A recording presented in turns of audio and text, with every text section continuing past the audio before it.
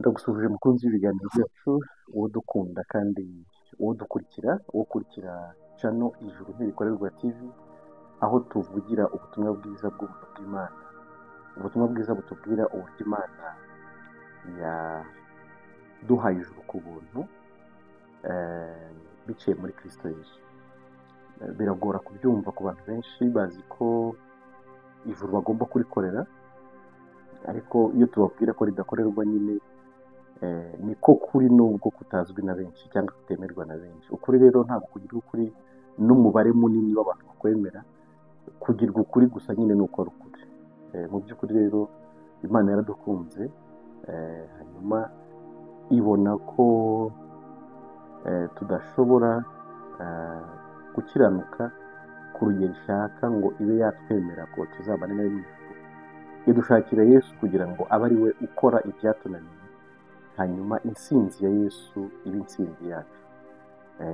Dutsinde ariko dutsindishirijwe na Yesu Kristo. Actually ibyo ni byo banga ry'ubutumwa bwiza, ni uko twatsindishirijwe na Yesu Kristo, we wakiranutse aduhagarariye, noneho tukaba abakiranutse ku bwe, tukaba abaragwa b'ijuru ku bwe, bitavuye ku byo twakoze, ahubwo bivuye ku byo we yakoze, ariko akabikora ari perezida cyangwa se ahagarariye abo yaje gucungura, ari bo njye, ari wowe.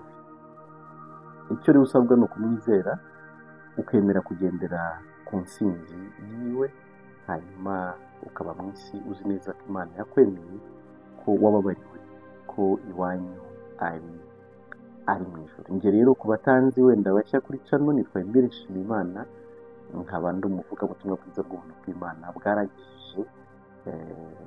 Rwose ndi amahoro, ndanezerewe kandi ndagendera mu ntsinzi ya Yesu, ariko nanone nanjye nahawe gutangaza ibyo Imana yakoreye abari mu isi, kugira ngo wowe wari utarabimenya nawe ubimenye, ukizwe nabyo tuzibanire mu ijuru. Ntabwo ari bito, nawe ni karibu, nawe ngwino we gusigara.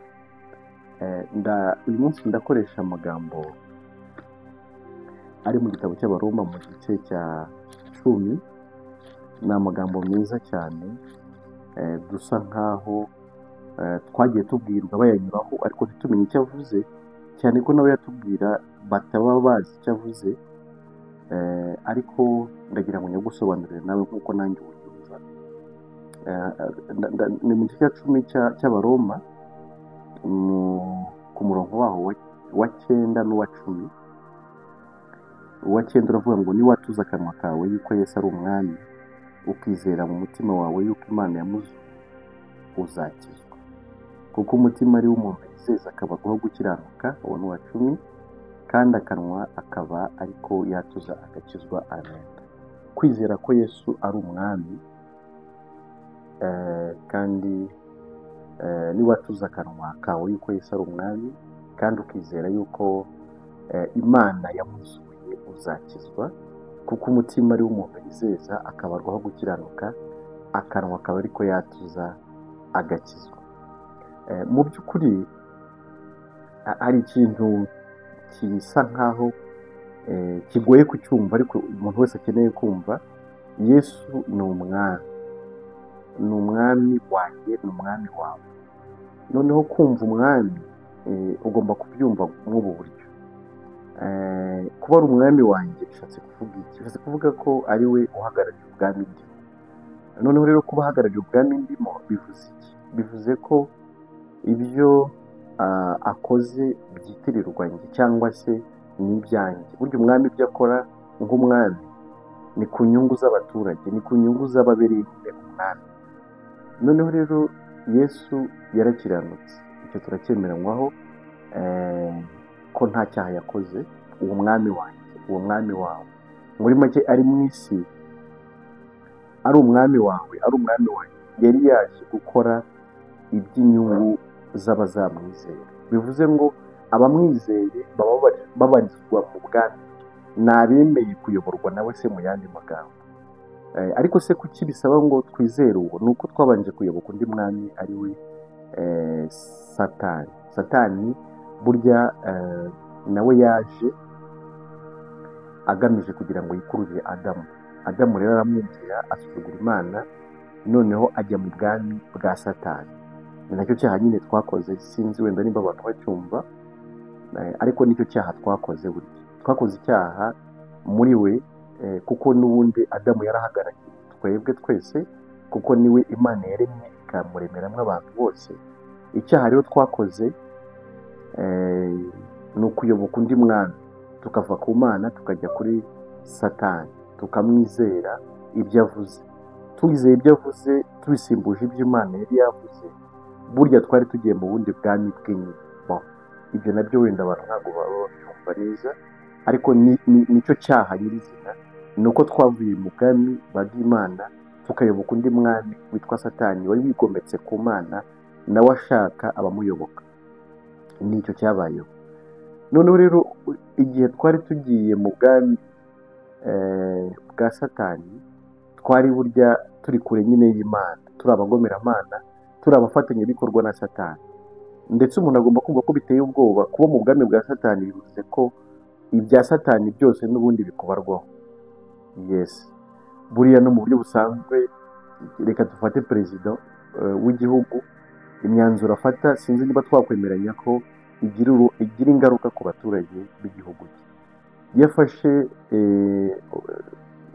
umwanzuro wo kujya mu ntambara, buri gihugu nyine kiba kiri mu ntambara. Ibyo tuba tugomba kubyumva gutyo. Ariko niyo asinyanye amasezerano n'ibihugu biterankunga bigomba gutera inkunga igihugu, burya igihugu cyakira izo nkunga. Mbese icyo nshaka kuvuga ni umumaro w'umwami kubo abereye umwami. Noneho rero burya tuyobotse Satani, twari twemeye ko tugiye kubarwaho ubugomeramana bwe. Nicyo nshatse kuvuga. Niyo mpamvu abari mu bwami bwa Satani bazanarimbuka, bakarimbukana na Satani. Noneho rero kwizera ko Yesu ari umwami, ni ukuvuga ngo n'undi mwami usimbura umwami twari dusanzwe twarayobotse. Ni umwami waje kugira ngo noneho ababishaka, ababyemera bajye mu bwami. Yesu rero yarakiranutse kandi akiranuka ari umwami wanjye. Niba mwizeye, gerageza kuvuga nawe, niba umwizeye gerageza kuvuga yakiranutse ari umwami wawe, ari umwami wanjye. Noneho rero ugomba kumva ko nanone niba Yesu yarabaye mu isi yambaye umubiri, ntakore icyaha na kimwe. Iyo umwizeye nk'umwami wawe, ubarwaho ibyo umwami wawe yakoze. Ndagira ngo nimba bishoboka, Imana igufungurire amaso y'umutima n'amatwi y'umutima, noneho wenda bikubere bishya, ubashe kumva icyo kintu. Yesu nk'umwami yarakiranutse birakunda. Ni umwami wo gukiranuka, yarakiranutse birakunda. Shami, Uwiteka mu gice cya 23 cya Yeremiya ku murongo wa 7, Shami ngo azitwa Shami, bisobanura ngo Uwiteka gukiranuka kwacu. Ni ukuvuga ngo yarakiranutse, ariko gukiranuka kwe guhinduka ukwanjye, guhinduka ukwawe. Ni ukuvuga ngo kumwizera rero ni ukwemera ko akubera umwami, ni ukwemera ko ibyo yakoze bihinduka ibyawe. Ntabwo wavuga ngo nizera Yesu uvuge ngo uri umunyabyaha kandi Yesu atari umunyabyaha. Ni ukuvuga ngo iyo wizeye Yesu uhinduka, ubarwaho se iby'uwo mwami wizeye, ubarwaho ibya Yesu. Ni ukuvuga ngo ubarwaho gukiranuka kwa Yesu. Niba Yesu ari umukiranutsi, rero nawe wabazweho gukiranuka kwe nk'umwami wawe. Ntabwo ari ukuvuga ngo wowe warakiranutse, ahubwo umwami wawe yarakiranutse. Nanjye nemera kwinjira mu bwami bwe mwizeye. Noneho gukiranuka kwe guhita guhinduka ukwanjye, kuko ibyo umwami yakoze yabikoreye rubanda, yabikoreye abazamwizera, yabikoreye abazamuyoboka. Noneho nanjye ngahinduka umukiranutsi, mbazweho gukiranuka kwa Yesu. Niyo mpamvu umurongo ukurikira wa 10 uvuga ngo kuko umutima ari wo umuntu yizeza akabarwaho gukiranuka. Kuki ubarwaho gukiranuka? Ni ukuba wizeye umwami wakiranutse, ukiranuka, uzahora akiranuka iteka. Noneho iby'umwami bikabarwa kuri wowe nawe, kuko ubaye umusiki wawe cyangwa se umuturage w'uwo mwami. Ameze ubutumwa bwiza, ni ubwenge nyine buva ku Mana, ni ubwenge mvajuru, ariko mbukundira uburyo bufite ibihamya byinshi cyane. Nubwo abantu bashobora kubwinyora bakabwirengagiza, ariko bufite ibihamya byinshi cyane bishimangira icyo ubutumwa bwiza buvuga. Mpinduka umukiranutsi ku bw'uwo mwami wanjye wakiranutse, nanjye nkabarwaho gukiranuka k'uwo mwami. Nicyo ushatse kuvuga. Hari igihe umuntu atumva neza kwizera Yesu nk'umwami wawe icyo bivuze, ariko bivuze niba ari umwami wawe, ibyo umwami yakoze ni ibyawe, ugomba kubibarwaho nk'umwizera. Umutima rero niwo umuntu yizeza akabarwaho gukiranuka, akanwa kakatuye. Ni ukwatura ibyo wizeye. None ari igihe umuntu atumva kwatura bavuze hano muri iki gice cya 10 cy'Abaroma umurongo wa 10, kwatura bavuze ni ukwatura ibyo, ni ukwatura uko gukiranuka, ni ukwatura ibyo wizeye kuri Yesu Kristo. Mbese ni ukubivuga ku mugaragaro, ni ukwemera ku mugaragaro ko uwo Yesu ari umwami wawe, kandi uwo mwami wawe ni umukiranutsi, bityo ubwo ari umukiranutsi nawe uri umukiranutsi ubazweho gukiranuka kwa Yesu Kristo. Biratangaje uburyo ubutumwa bwiza busobanutse cyane, uburyo nta rujijo rwose ruri mu butumwa bwiza, ahubwo abantu nyine baba baratinze kubumenya bakanabupfobya kubera kudasobanukirwa icyo buvuga, ariko iki nicyo gihe cyo gukirizwamo, nicyo gihe cyo kwemererwamo, nicyo gihe nawe cyo kuba umukiranutsi. Ntabwo biteye ishema kuvuga ko uri umunyabyaha, ahubwo ni ikibazo gikomeye cyane, kuko abanyabyaha bose bazajya mu muriro. None se reka mvuge iki, iyo watura ko uri umunyabyaha nawe uba wamamaza ubwami bw'ibyaha. Ese ubwami bw'ibyaha ni ubwande? Ni ubwa Satani. Niyo mpamvu bisaba ngo unature noneho ko uri umukiranutsi mu kwamamaza ubwami bw'umukiranutsi wayobotse, wizeye, ari we Yesu Kristo. Ni abami babiri batandukanye. Biratangaje rero ko umuntu yihamiriza mugendo umunyabyaha ngo rwose nguvuze ko ndi umukiranutsi ngo naba nisi Imana inyabinyoma. Ntabwo ari byo. Uvuze ko uri umukiranutsi waba uhamije ko umwami wayobotse akiranuka ari we Yesu Kristo. Ntabwo uvuze ko uri umukiranutsi waba wisi Imana inyabinyoma. Oya. Kandi nyine niba wizera Yesu warabazweho gukiranuka kwa Yesu Kristo, arega ugomba kubyumva nko kuba umunyarwanda. Uvuze rero ngo u Rwanda rufite wenda se ibirunga, nawe ukavuga ati nanjye ndi mu Rwanda rufite ibirunga, dufite ibirunga mu Rwanda, none se uba wirariye? Ntabwo uba wirariye, kuko nyine ibyo birunga birahari. None rero nawe kuba uri mu bwami bwa Kristo ugahamya ko uri umukiranutsi, sinzi impamvu wumva ko waba wirariye. Waba wirariye gute se? Kandi nyine Yesu ari umukiranutsi, none se uri mu bwami bwe gute ukaba utari umukiranutsi? Tuve mu rujijo, tuve mu bintu amadini yatubwiye bidasobanutse, bidafite aho bituvana n'aho bitujyana, dusobanukirwe neza ibyo turimo, twizere ukuri, dukizwe nako. Ariko bijya bimbabaza, burya nakumva abavuga ko batizera Yesu kurenza abavuga ko bamwizera bakavuga ko ari abanyabyaha. Birakatsindwa ibyo. Nakumva abavuga ko batizera Yesu, abo nabumva bayobewe nyine Yesu barekeraho, baravuga ati ntabwo tumwizera. Wenda unabasobanurira ibya Yesu bamwizera. Ariko no uvuga ko wizeye Yesu ukavuga ko uri umunyabyaha, ukaba wumva uzanarimbuka, ni wowe ikibazo. Ni wowe ikibazo, uba ufite ikibazo gikomeye cyane. Tukizera rero ko Imana yanamusuye mu bapfuye. Ofete yarazutse, ntabwo ari umwami wapfuye, ntabwo ari umwami udahari, ni umwami uhari. Ibyo rero birahari. Ni ukuvuga ngo ubwo yazutse akaba ahari, ntabwo ari umwami w'abaringa udahari, ni umwami uhari. Ugomba kumva hari ama illustration tubona mu byanditswe byera.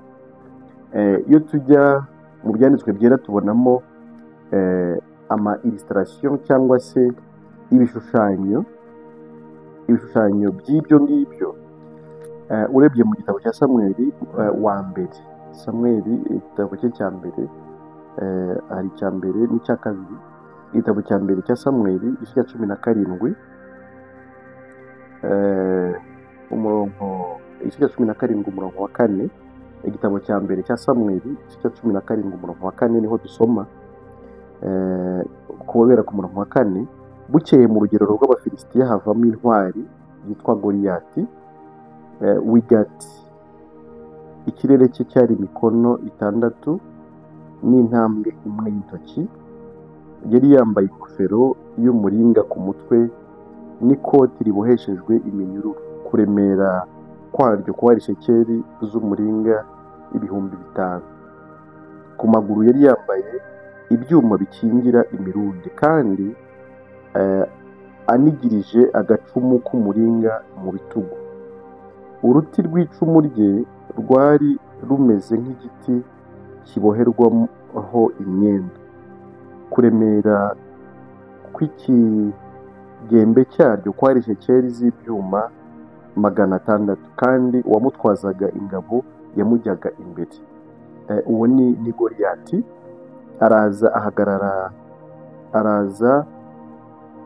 Arahagarara akomera ingabo za Isirayeli ati, kuza kuremera urugamba aho mwabitewe n'iki? Mbese sindi Umufilisitiya, namwe ntimuri abagaragu ba Sawuli? Ngaho nimwihitemo umugabo amanuke ansange. Mwihitemo umugabo amanuke ansange. Nabasha kundwanya akanyica, tuzaba abagaragu banyu. Ariko nimunesha nkamwica, nimwe muzaba abagaragu bacu mudukorere. Umufilisitiya arongera aravuga ati, suzuguye ingabo za Isirayeli uyu munsi. Nimumpe umugabo turwane twembi. Sawuli n'Abisirayeli bose bumvise ayo magambo y'Umufilisitiya bariheba, baratinya cyane. Ndagira ngo wenda iyi ni illustration, ariko ndagira ngo mvuge uyu mwami cyangwa se uyu muntu wari uhagarariye. Ndashaka kuvuga guhagararirwa n'umuntu, kuba hari ubarangaje imbere, kuba hari umuntu ubayoboye. Noneho ndashaka kuvuga uru rugamba rwari ruri hagati y'Abisirayeli n'Abafilisitiya, uburyo mu by'ukuri amategeko yarwo yari ameze. Niba umuntu ahagurutse akaza akarwanya Goliyati akamutsinda, bari bemeranijwe ko Abisirayeli bazahita bayobora Abafilisitiya. Niba ariko nanone atsinzwe na Goliyati, ubwo Abafilisitiya baraba abayobozi b'Abisirayeli. Ni ukuvuga ngo mwumve iyo logic, mwumve icyo kintu. Ndashaka kuvuga rero ngo guhagararirwa, kuba hari umuntu ubahagaze imbere, ari we ubareperezanta, ari we ubahagarariye, icyo aza gukora nimwe azaba agikoreye. Natsinda muraba mutsinzwe, natsindwa muraba mutsinzwe. Reka tuvuge ingabo zagiye ku rugamba gutabarira igihugu. Iyo zitsinze, ni ukuvuga ngo igihugu cyose kiba gitsinze. Iyo zitsinzwe, igihugu kiba gitsinzwe. Reka mvuge se abakinnyi bagiye gukina. Iyo kuba ikipe yatsinze, igihugu cyatsinze. Kuba yatsinzwe, igihugu cyatsinzwe. Noneho tugarutse ku mwami, ni kimwe nyine n'ibi ngibi ndimo nsobanura bya Dawidi na Goliyati. Niba Dawidi atsinze Abisirayeli, nyine byaje kurangira Dawidi ari we ufashe initiative yo guhangana n'Umufilisitiya, kandi Dawidi aratsinda. Atsinze rero burya Abisirayeli bose bari batsinze. Iyo Goliyati aza gutsinda, Abisirayeli bari kuba batsinze. Ariko icyiza kirimo ni uko Dawidi yaratsinze, hanyuma batsindiye Abisirayeli bose.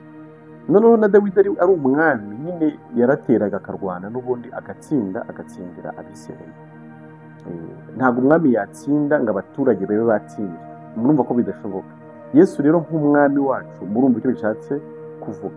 Niba yarakiranutse, niba iyi si turiho, reka tugaruke na hariya yageragejwe na Satani. Ni amagambo dusanga mu butumwa bwiza, yaba Luka yarayanditse mu gice nk'icya 4, ariko n'abandi bene data nyine bagiye bayavugaho. Urebye Yesu ageragezwa na Satani, Yesu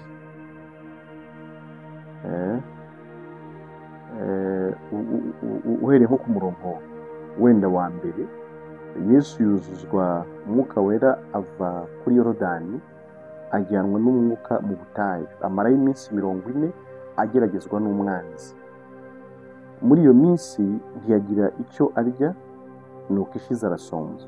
Akanako ni akantu nasobanuraho tubonye akanya. Iminsi 40 Yesu yamaze atarya cyangwa burya ntiyarashonje. Abantu mukora 40 jours mwisonzesha, ntabwo muba muri gukora ibyo Yesu yakoze. Ibyo nabyo mugomba kubimenya, nubwo sicyo naringamije gusobanura mwana magambo, ariko iki nacyo kigezeho numva nakivugaho. Ntabwo Yesu yamaze iminsi 40 n'amajoro 40 yiyicisha inzara. Yayamaze atarya atanywa, ishize arasonza. Icyo nacyo ni ikintu mugomba kumva. Ntabwo yarashonje. Wowe rero kuba utarya ukavuga ko uri kwigana Yesu, inzara ikwica, eh, ntaho bihuriye. Yesu nyine yari umwami, yari umureperezanta wawe, ibi yakoze byose niwe yabikoreye, yari afite n'iyo kapasite yo kumara icyo gihe atarya atanywa kandi adashonje. Umwanzi aramubwira ati niba uri umwana w'Imana bwirira ibuye rihinduke umutsima. Yesu aramusubiza ati handitswe ngo umuntu ntatungwa n'umutsima gusa. Umwanzi aramuzamura amwereka ubwami bwose bwo mu isi mu kanya gato, aramubwira ati ndaguha ubu butware bwose n'ikuzo ryabwo, kuko ari njye wabugabanye kandi mbugabira uwo nshaka wese. Nuko numfukamira ukandamya buriya bwose buraba ubwawe. Yesu aramusubiza ati handitswe ngo uramye Uwiteka Imana yawe abe ariyo ukorera yonyine. Amujyana i Yerusalemu, aramuhagarika ku gasongero k'urusengero, aramubwira ati niba uri umwana w'Imana ijugunye hasi, kuko handitswe ngo izagutegekera abamarayika bayo bakurinde, kandi ngo bazakuramira mu maboko yayo ngo udakubita ikirenge ku ibuye. Yesu aramusubiza ati haravuzwe ngo ntukagerageze Uwiteka Imana yawe. Umwanzi arangije ibyo amugerageresha byose aramureka, amutega ikindi gihe. Imana ishimwe. Ndashaka kuvuga iyi comportement, iyi myitwarire Yesu ageragezwa na Satani, ni burya yaraduhagarariye. Ugomba kumenya ngo yarageragejwe. The Bible, Bibiliya bivuga no mu Baheburayo mu gice cya 4 ngo yageragejwe mu buryo bwose nkatwe. Mu gice cya 4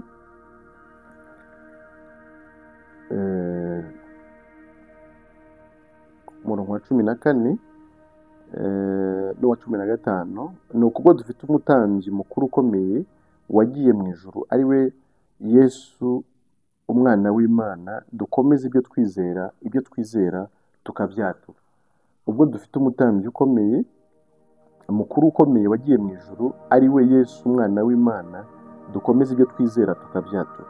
Kuko tudafite umutambyi mukuru utabasha kubabarana natwe mu ntege nke zacu, ahubwo yageragejwe uburyo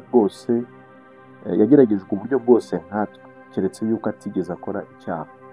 Nari nshatse kuvuga iri jambo nk'irya kompleta ririya twari tumaze kureba ryo muri Luka, ryo kugeragezwa kwe ageragezwa na Satani. Igihe cyose rero yarageragejwe nk'uko tugeragezwa, ariko ntabwo yigeze akora icyaha.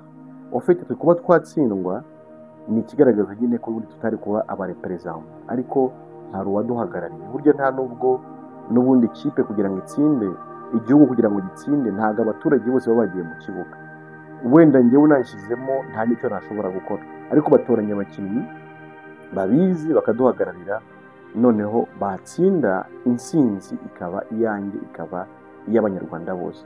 Ni ukuvuga ngo rero Yesu nawe yarageragejwe mu buryo bwose nkatwe, mbese yagiye mu kizami cy'ibitugerageza byose, ariko we ntiyigeze akora icyaha. Mbese yaratsinze ibyadutsinze byose, ibyadutsinda byose yarabitsinze, ntabwo yigeze akora icyaha. Uwo rero niwe mwami wanjye, niwe mwami wawe. Mu buryo twahereye mu Baroma mu gice cya 10 umurongo wa 9 n'uwa 10, hatubwira nyine kumwizera nk'umwami wacu, tukabyatura, tukabyamamaza. Icyo dusabwe gusa twe ni ukubyemera, ni ukubihamya, ni ukubyemera, ni ukubyina intsinzi y'ibyo umwami wacu yakoze. Ufite turi mu bwami bwe, niba turi mu bwami bwe tugomba kugendera mu byo yakoze, bikaba ibyacu, tukabyamamaza, tukabihamya, tukabibwira abantu bose ko turi abakiranutsi, ariko kubera ko umwami wacu ari umukiranutsi, si ku bwacu, ni ku bwe. Ugomba kumva rero ko ntabwo gukizwa ari ukwikiza. Gukizwa ni ugukizwa n'undi. We wari ushoboye, we wakoze ibyo utashobora, we wakoze ibyakunaniye, noneho gusa ukizera ibyo yakoze ko ari wowe yabikoreye, bikakubarwaho, ukabyina intsinzi y'ibyo umwami wacu yakoze. Nicyo gituma nyine ari umwami. Buriya n'umuyobozi nyine w'umuperezida n'urugero yagombye kuba ashoboye, natwe tukaba fiyeri y'ibyo perezida akora, tukaba fiyeri y'ibyemezo afata, tukaba fiyeri y'uburyo igihugu cyiwe turimo agishyira ku murongo. That's the kingdom. Ubwo nibwo bwami. Ntumva rero nanjye mba nishimye, nshimira Imana cyane ko mba ngenda nsobanukirwa byinshi byanjye, byinshi umwami wanjye yankoreye ndetse akomeje kunkorera. N'ubundi kandi aho haturuka n'ibindi wenda umuntu atahita avuga aka kanya, ariko nabyo dukwiriye kugenderamo bituruka k'uwo mwami wacu. N'ubundi tugendera mu nsinzi y'iby'umwami wacu yakoze. Niwe wakoze, niwe ukomeje gukora, turi mu bwami bwe, noneho dukwiye kugendera mu nsinzi y'umwami, mu byo umwami akora, akorera twebwe, akaba aribyo tugenderamo. Reka rero mbashimire mwe mudukunda kandi mudasiba kugaragaza ko mukunda ibiganiro byacu. Mu by'ukuri ni inkuru ikomeye kutugaragariza ko mudukurikira, bituma natwe tudahwema kubibagezaho. Mukomeze mudukurikire, utarakora subscribe nabikore. Uwifuza kujya kuri WhatsApp group yacu ni 07844255. Ngwino tugushyireho, ngwino ubane natwe, ukomeze ubigane natwe. Reka rero mbabwire ngo mugendere mu butsinzi. Yesu yaratsinze kandi niko yatsindiye. Ni umwami wacu, araturinze, adufashe neza, mutekanire muri we, mugubwe neza. Amahoro y'Imana rero aruta ayo navuga, ahebuje byose, abane n'imitima yanyu none n'iteka ryose. Amen.